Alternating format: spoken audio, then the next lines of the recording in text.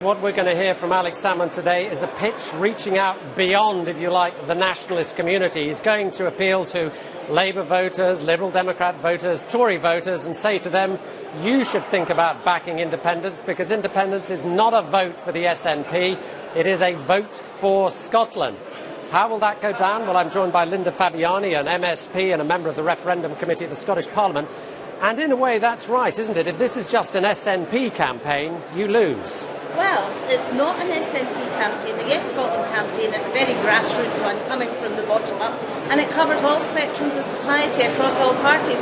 We're quite fascinated to find people who are natural Conservative voters, for example, Lib Dem voters, Labour voters, who recognise that this is a bit more than the SNP, and it's a vote for Scotland. So it's across the spectrum. We know that you're riding at about 25% in the polls. There's less than a year to go.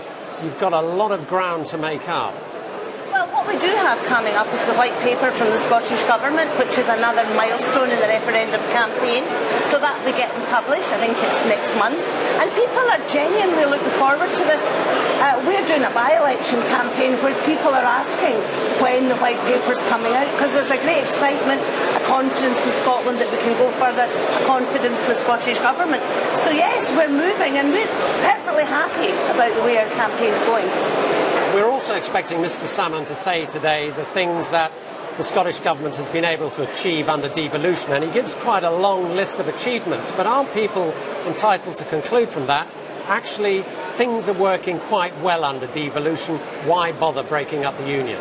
What I would say is that things are working quite well under the SNP Scottish Government. We've proved that. Things we've maintained that were there through devolution bonuses, but other things that we've implemented, like free tuition, we've kept free personal care prescriptions. People are recognising that, but what they're also recognising is, do you know what? We're competent doing things here.